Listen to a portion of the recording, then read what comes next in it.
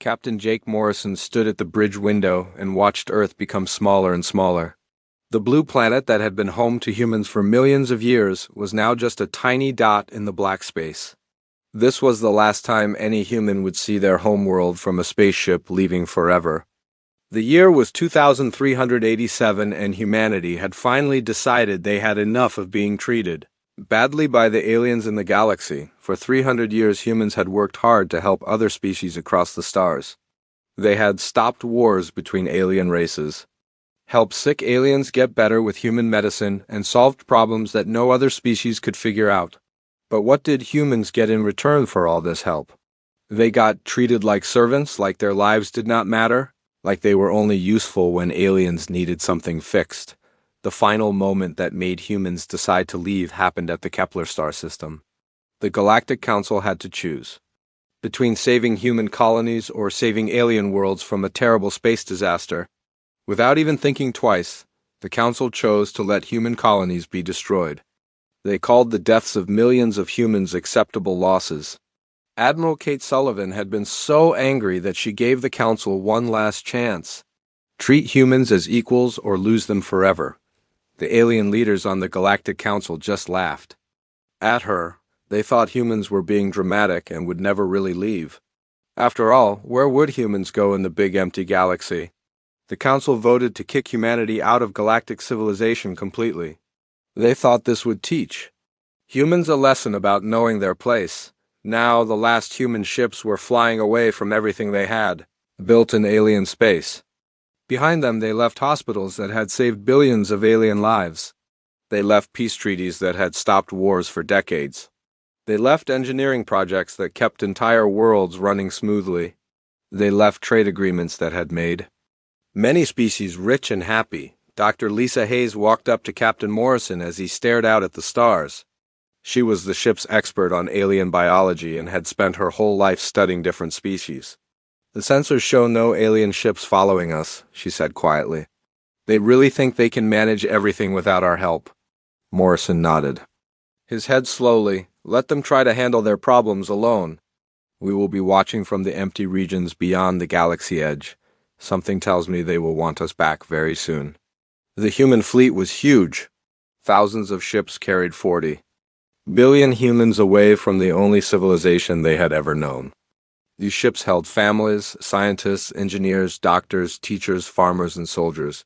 They carried all the knowledge and skills that had made humanity so valuable to the galaxy. Now, all of that was leaving forever. As the ships flew deeper into unknown space, the humans began to plan their new life. They had found empty star systems far beyond where any alien had ever traveled. These systems had planets they could change to be like Earth. They had resources they could use to build new cities and farms. Most important, they had each other and the freedom to live without being ordered around by ungrateful aliens. Admiral Kate Sullivan spoke to all the ships from her flagship. "Today we start over," she said. "We will build something better than what we left behind. We will create a civilization where humans are valued and respected. And if the galaxy ever wants our help again, they will have to earn it." The alien leaders had made a terrible mistake, but they did not know it yet.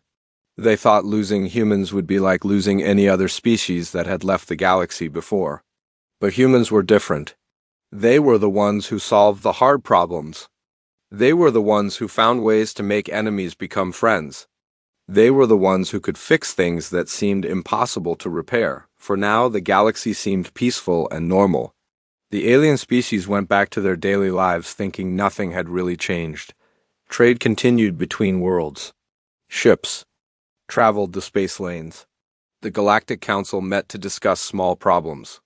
Everything looked fine on the surface, but deep down in the complicated systems that kept galactic civilization working, small cracks were already starting to form. Systems that humans had built were beginning to have tiny problems. Diseases that human doctors had been controlling were starting to spread again. Old arguments between species that humans had helped settle were beginning to surface once more. The humans flew on toward their new home in the dark space between galaxies. Behind them, they left a civilization that had no idea how much it depended on the species it had just thrown away. Soon the galaxy would learn what it meant to live without humanity. Soon they would understand the true cost of their arrogance and cruelty. 6 months had passed since the humans left the galaxy and things were starting to go wrong. On the busy trade world of Zephyria Prime, Ambassador Veltar from the Centauran Republic was having the worst day of his long career. Two major alien powers were about to start a war over who could mine valuable crystals from an asteroid belt, and nobody could figure out how to stop them. The hegemony of Krex and the Stellar Federation had been arguing for weeks. Every meeting ended with more threats and angry words.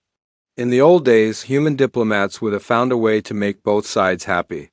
Humans had a special talent for understanding what different species really wanted and finding solutions.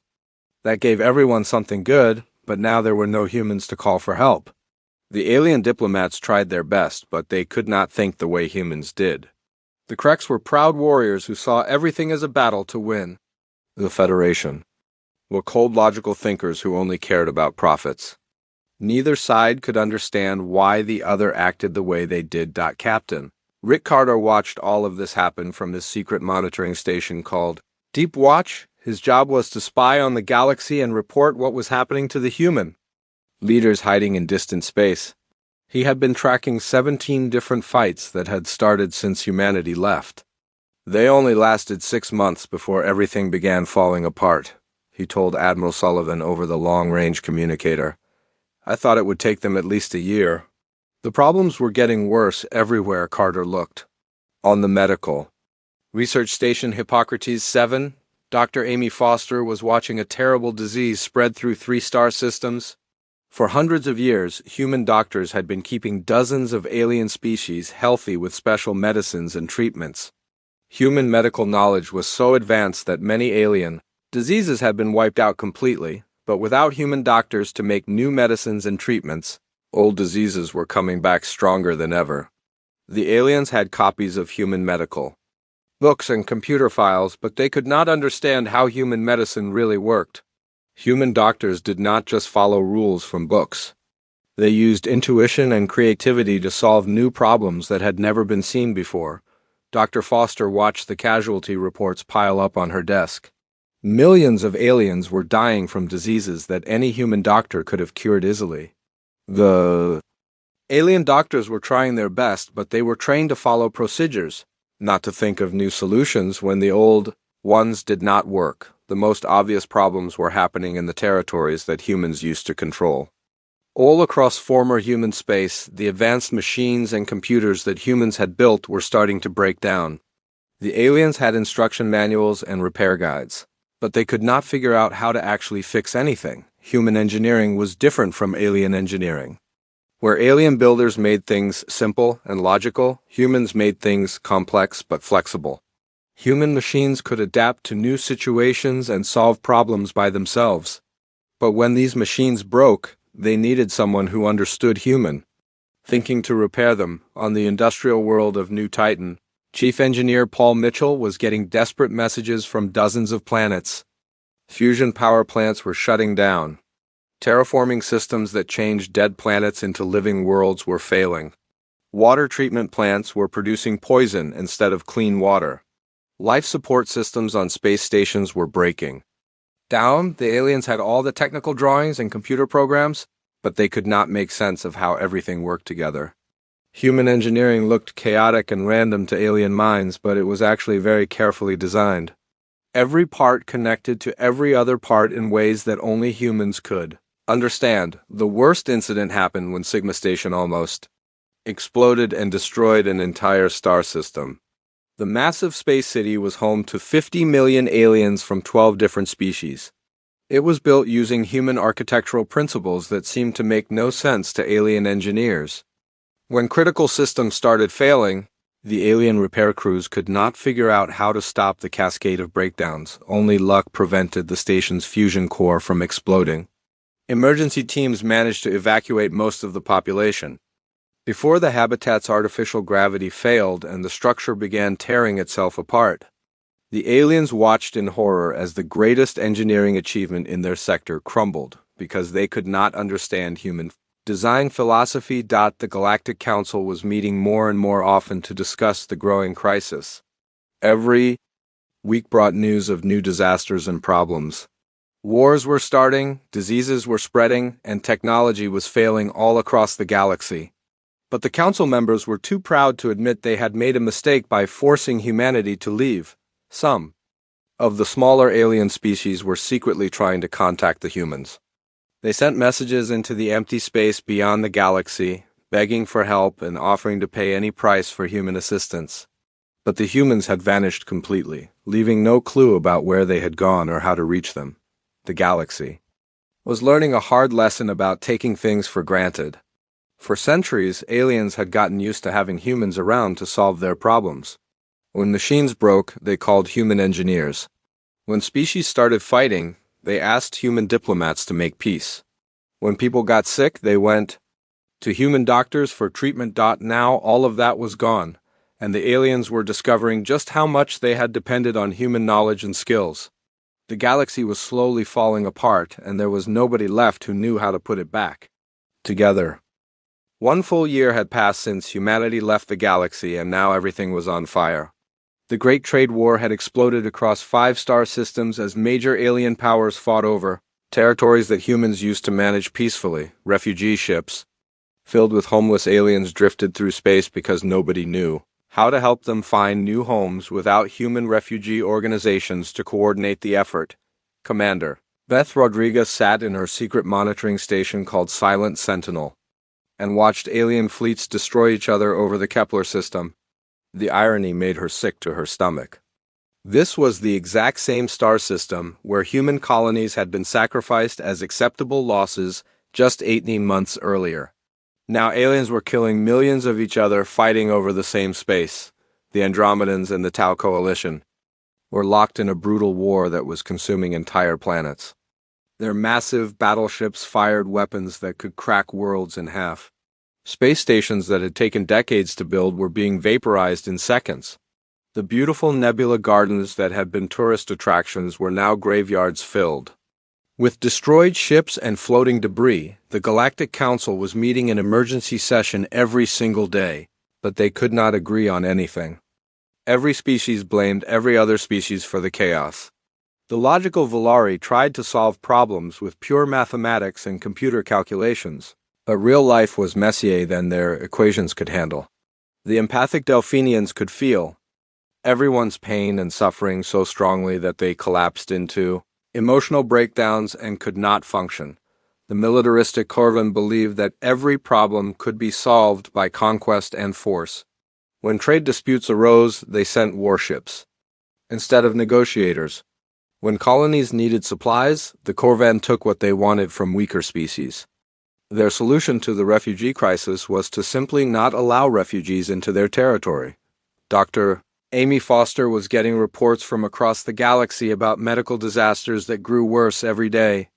The Delphinian population had shrunk by 60% as immune system diseases killed them faster than alien doctors could treat them.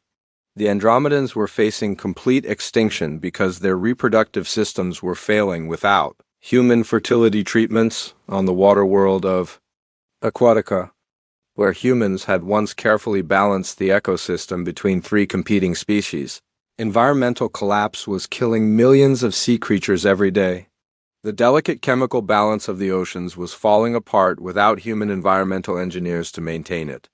Toxic algae blooms were poisoning the water while volcanic activity increased because the planet's geological systems were no longer being managed. The worst part was that the aliens had sent thousands of desperate messages into empty space, begging for human help that would never come. These transmissions were broadcasts of pure desperation from species that had once looked down on humanity as primitive and worthless. Now they would give anything for even one human doctor or engineer to help them. Chief Engineer Paul Mitchell was tracking the technological collapse from his hidden base, and the numbers were terrifying. Human-designed systems throughout the galaxy were failing at an accelerating rate. The great city ships of the Tau Coalition were becoming dead hulks as their life support systems broke down. Terraforming projects that had taken centuries to complete were failing in a matter of months. The aliens simply could not maintain technology they did not understand. They had the blueprints and instruction manuals, But human engineering required intuitive understanding that could not be taught. From books, human builders thought in 3 dimensions while considering dozens of variables at once. They designed systems that could adapt and evolve as conditions changed.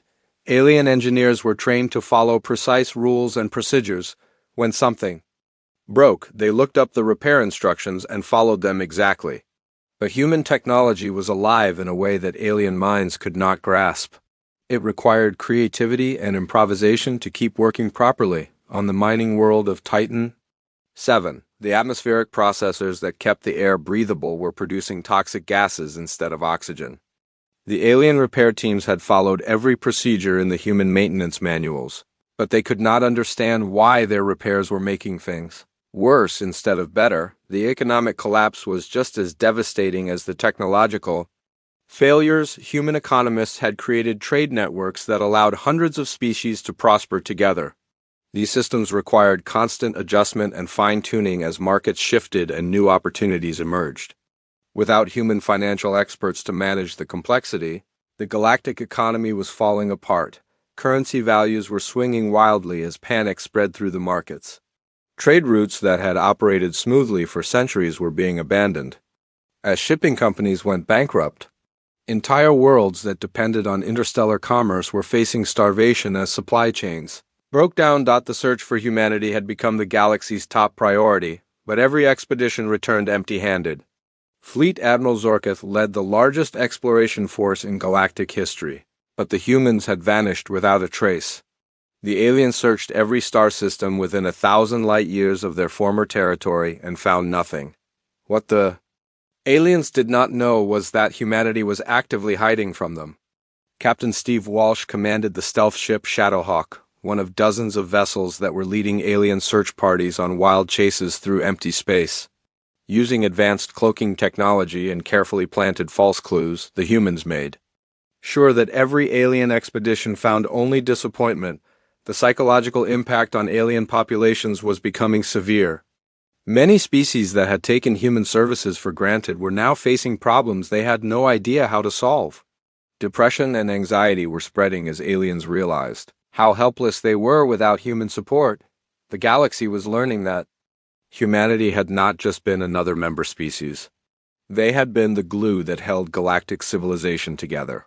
Without them, everything was falling apart faster than anyone had imagined possible. 2 years had passed since humanity disappeared from the galaxy, and even the most stubborn alien leaders could no longer pretend everything was fine. Chancellor Thex Ara stood before the Galactic Council chamber with his 4 arms shaking from desperation and fear. The proud leader who had once laughed at human demands was now begging for help from a species he had thrown away. "We must find them," he declared to the assembled representatives from across the galaxy. "Our civilization is dying without their knowledge and skills. Every day we delay, more worlds fall into chaos and more species face extinction." The search for humanity became the largest military operation in galactic history. Fleet Admiral Zorkith was given command of 10,000 ships and told to explore every corner of the galaxy until he found where the humans had gone. The expedition included vessels from every major species, all working together for the first time in decades, but humanity had been preparing for this moment since the day they left. Captain Steve Walsh piloted the stealth ship Shadowhawk through the void between star systems, watching alien search fleets through sensors they could not detect. His ship was one of 50 vessels tasked with making sure the aliens never found the real human colonies. The humans had developed cloaking technology that was far more advanced than anything the aliens possessed. Their ships could become completely invisible to all known forms of detection. More importantly, they had learned to think several steps ahead of their former oppressors. Every time an alien search fleet thought they had found signs of human presence, they discovered carefully prepared decoy installations. These fake bases contained just enough human technology to seem real, but they were actually empty shells designed to waste alien time and resources. Dr. Helen Parker was coordinating the misdirection campaign from the hidden colony of New Haven, a massive city built inside a hollowed-out asteroid in the Magellanic Clouds. She had become humanity's chief strategist, and her job was to keep the aliens confused and frustrated while humanity built their new civilization in secret. "Let them search every empty star system in the galaxy," she told her staff during their daily planning meeting. "Every day they spend looking for us is another day they spend learning what they have lost. The longer this takes, the more desperate they will become." The psychological warfare was working perfectly. The alien search fleets were becoming increasingly desperate as months passed without finding any trace of humanity. Crew morale was collapsing as ships spent months in empty space, following false leads that led nowhere. Back in the populated areas of the galaxy, the collapse was accelerating beyond anyone's worst fears. The Third Galactic War had begun as the Corvan Empire and the Zephyrian Federation fought a devastating conflict over resources that human economic advisors would have helped them share peacefully. Captain Tim Bradley watched the destruction from his reconnaissance vessel Wayfarer, hidden just outside the battle zone. Entire star systems were being consumed by warfare as alien fleets destroyed everything in their path. Cities that had stood for thousands of years were being reduced to radioactive ruins. The medical crisis had reached levels that threatened the survival of multiple species. Dr. Grace Thompson monitored reports from across the galaxy as one plague after another swept through populations that had no immunity without human medical intervention. The Delphinians were down to less than 40% of their original population, and the Andromedans were facing complete extinction within a generation. But perhaps the most devastating collapse was technological. Human-designed systems were failing faster than they could be repaired or replaced. The great orbital cities of the Tau Coalition were becoming uninhabitable as their life support systems broke down. Terraforming projects that had taken centuries to complete were failing in a matter of weeks. The aliens had finally begun to understand just how much of their technology depended on human engineering principles. Machines that had worked flawlessly for decades were suddenly failing in ways that alien engineers could not predict or prevent. Even simple repairs required an understanding of human thinking that the aliens simply did not possess on the agricultural world of Green Valley. The automated farming systems that fed billions of aliens were producing poisoned crops instead of food. The alien technicians had followed every procedure in the human maintenance manuals, but they could not understand why their repairs were making things worse instead of better. The economic collapse was equally severe.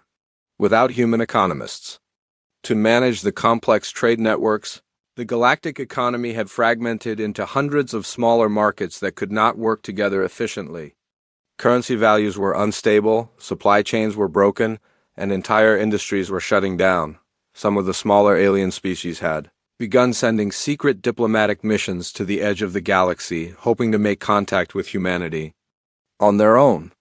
These desperate ambassadors broadcast messages into empty space, offering everything from treasure to military alliances in exchange for human assistance, but these messages only reached human monitoring stations that recorded them and filed them away for future reference. The humans were not ready to return, and they would not be swayed by desperate bribes from species that had treated them as expendable servants. Admiral Kate Sullivan reviewed the intelligence reports from her command center on New Haven and felt a mixture of satisfaction and sadness. The galaxy was paying the price for its arrogance, but innocent people were suffering for the crimes of their leaders. "How much longer do we let this continue?" asked Commander Lisa Stevens during a briefing with the Human Leadership Council. "The casualty reports are beyond anything we imagined when we first left." It was a question that haunted every human leader. They had proven their point beyond any doubt, but millions of innocent aliens were dying every day. The decision of when and how to return would shape the future of galactic civilization.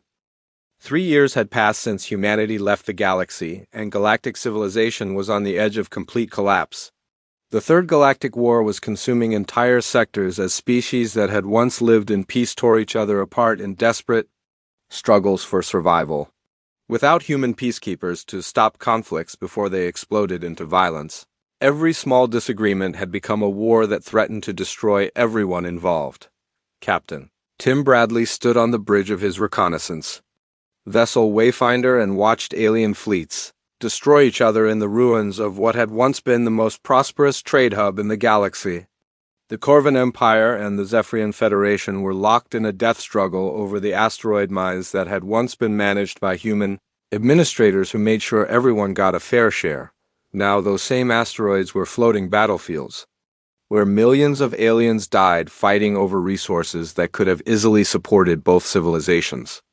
The space around the mining stations was filled with debris from destroyed warships and the frozen bodies of crews, who had died for nothing more than the pride of their leaders. The medical crisis had reached catastrophic levels that threatened the extinction of entire species. Dr. Grace Thompson sat in her monitoring station reading casualty reports that made her physically sick. The numbers were so large they had stopped meaning anything real. Billions of aliens were dying from diseases that any human doctor could have prevented or cured. The Delphinian population had been reduced to less than 30% of its original size. These peaceful, empathic beings were dying not just from disease, but from the overwhelming emotional pain they felt from all the suffering around them. Their gift of feeling other people's emotions had become a curse in a galaxy filled with agony and despair. The Andromedans were facing complete extinction within the next 5 years. Their reproductive systems required regular medical treatments that only human doctors had known how to provide. Without these treatments, Andromedan children were being born with fatal genetic defects that killed them before they reached adulthood. Even worse was the technological collapse that was accelerating beyond all predictions. Human-designed systems throughout the galaxy were failing faster than they could be replaced or repaired. The great city ships of the Tau Coalition had become floating graveyards as their life support systems broke down and killed everyone aboard. Terraforming projects that had taken centuries to complete were failing in a matter of days. The artificial atmospheres of dozens of worlds were becoming toxic as the complex systems that maintained them fell apart without human engineers who understood how they really worked. On the industrial world of New Frankfurt, the fusion reactors that powered the entire planet were showing signs of critical instability. The alien engineers were following every safety procedure in the human technical manuals, but they could not understand why the reactor cores were becoming more unstable instead of more stable. The problem was that human technology required intuitive understanding that could not be learned from books or computer programs. Human engineers did not just follow procedures, they felt when something was wrong and knew how to fix problems that had never been seen before. Chief Engineer Paul Mitchell watched the reactor readings from his hidden monitoring station and knew that New Frankfurt had maybe weeks before the entire planet would be consumed in a fusion explosion that would destroy everything within 10 light years. The aliens were trying their best, but they were making the problem worse with every repair attempt. The economic collapse had reached levels that were destroying the basic ability of species to feed themselves. The complex trade networks that had allowed hundreds of civilizations to prosper together had broken down completely. Worlds that had depended on food imports were facing mass starvation as supply ships stopped running, currency had become almost worthless as governments collapsed, and interstellar banking systems failed. Pirates and warlords were taking control of trade routes, stealing supplies that were desperately needed by dying populations. The rule of law was breaking down as local authorities lost the ability to maintain order. In the hidden human colonies, Admiral Kate Sullivan convened an emergency meeting of the Joint Chiefs to make the most important decision in human history. The situation in the galaxy had become so desperate that some human leaders were questioning whether they had gone too far in proving their point. The monitoring stations report complete societal breakdown in 47 sectors. Admiral Sullivan announced to the assembled commanders, "Refugee populations are approaching 500 billion beings with no organized relief efforts. The death toll is beyond anything we have seen since the Dark Ages." Commander Lisa Stevens of Deep Space Operations raised the question that everyone was thinking but nobody wanted to ask. "Ma'am, some of our people are starting to wonder if we have made our point. The suffering out there is beyond anything we ever intended when we decided to leave." The debate that followed was the most intense in human history. Some leaders argued that the galaxy deserved whatever happened to it after centuries of treating humanity as expendable servants who could be thrown away whenever it was convenient. These aliens had shown no mercy when human colonies were sacrificed. So why should humans show mercy now? Others believe that humanity had a moral obligation to end the suffering even if the aliens had brought it on themselves. Millions of innocent people were dying every day for the crimes of their leaders. Children were being born into a galaxy of war and disease through no fault of their own. Dr. Helen Parker, who had coordinated the campaign to keep humanity hidden, argued for continuing the isolation. We have spent 3 years building new colonies and developing technologies that will keep us safe from alien aggression. If we return too soon, we risk falling back into the same patterns that led to our oppression. But Dr. Amy Foster, who had spent her career saving alien lives, could not stand the thought of letting the medical crisis continue. We are doctors and engineers and teachers. Our purpose is to help people, not to watch them die to prove a point. Every day we delay our return, more innocent people suffer.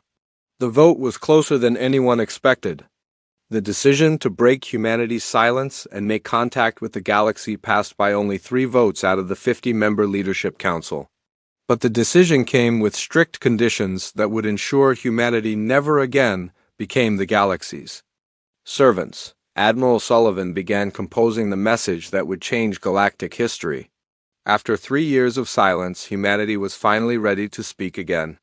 But this time they would speak as equals demanding respect, not as servants begging for acceptance. 4 years after humanity left the galaxy in silence, they finally broke that silence with a message that changed everything. The transmission was broadcast simultaneously to every inhabited world, every space station, and every ship in the galaxy. It was delivered in hundreds of different alien languages by Captain Jake Morrison, the same man who had watched Earth disappear behind him when the Great Exodus began. The message was simple but carried the weight of a collapsing civilization's only hope for salvation. Morrison's voice was calm and steady as he spoke, words that billions of desperate aliens had been praying to hear for years. To the Galactic Council and all member species, Morrison began, we have watched the suffering of the past 4 years. From beyond the edge of known space, we take no pleasure in the pain that has befallen so many innocent beings across the galaxy. However, we will not return to our former territories under the same conditions that forced us to leave. The conditions that humanity demanded were unprecedented in the long history of galactic civilization, but they were completely non-negotiable. Humanity would only return if they received equal representation on the Galactic Council with full voting rights and the power to veto any decision that affected human interests or violated human principles. They demanded complete autonomy for all human-controlled space with the right to govern themselves according to human laws and customs. Never again would alien authorities have the power to sacrifice human lives for the benefit of other species. Never again would humans be treated as expendable servants, whose only value was their usefulness to alien masters. Most importantly, humanity demanded a formal apology from every member of the Galactic Council and official recognition of all the contributions humans had made to galactic civilization over the previous 3 centuries. The aliens would have to publicly admit that they had been wrong to dismiss humanity, and that the current crisis was the direct result of their arrogance and ingratitude. Admiral Kate Sullivan led the negotiation team from New Haven, the massive, hidden colony in the Magellanic Clouds that was now revealed to be the capital of humanity's new civilization. When the alien diplomatic delegations arrived, they were a pathetic sight compared to the proud and arrogant leaders who had expelled humanity 4 years earlier. The same Chancellor Thexara who had laughed at human demands now came as a desperate beggar whose civilization was dying without human help. His forearms trembled with exhaustion, and his once bright scales had dulled to a sickly gray color. Behind him came representatives from dozens of species, all showing signs of the catastrophic collapse their worlds had endured. The negotiations took place in a specially built conference center on New Haven where the aliens could see through massive windows the thriving human civilization that had grown in exile.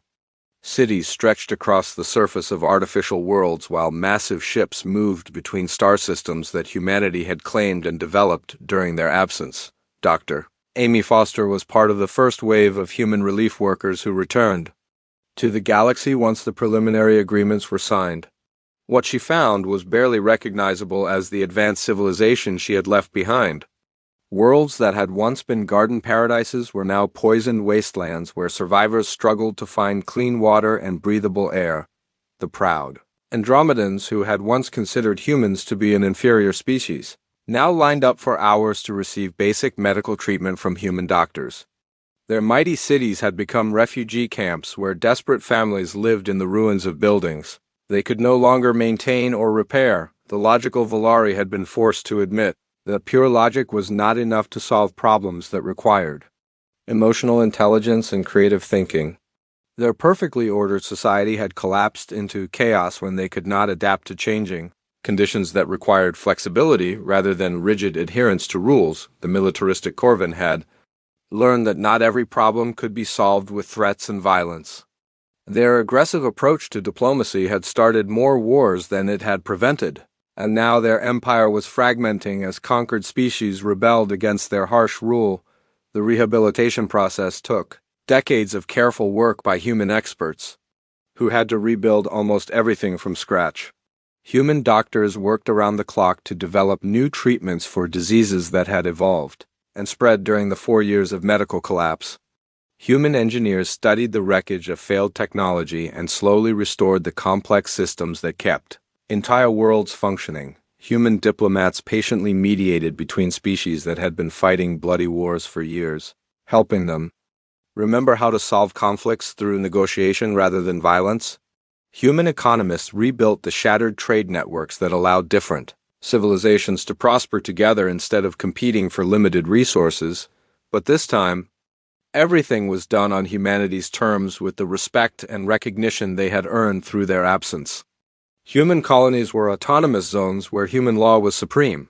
Human representatives on the Galactic Council had the power to stop any decision they believed was unfair or harmful to any species.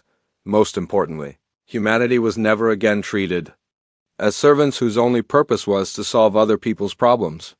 They were recognized as the essential foundation that made galactic civilization possible. Their knowledge, skills, and unique perspective were valued and protected by laws that could never be changed without human consent. Captain Jake Morrison stood once again on the bridge of a human starship traveling through galactic space, but now he flew as the commander of the restored human colonial fleet. The galaxy had learned through bitter experience that humanity was not expendable or replaceable. They were the irreplaceable heart that pumped life through the body of galactic civilization. The silence had been broken, but its lessons would never be forgotten. The galaxy had begged for humanity's return and in doing so had finally recognized what humans had always known. They were not just another species in the vast cosmos. They were the builders, healers, and peacemakers whose absence could bring even the mightiest civilizations to their knees. In the end, it had not been human weapons or threats that brought the proud Galactic Council to beg for mercy. It had been the simple but devastating power of human absence, and the galaxy would spend generations making sure they never had to experience that silence again.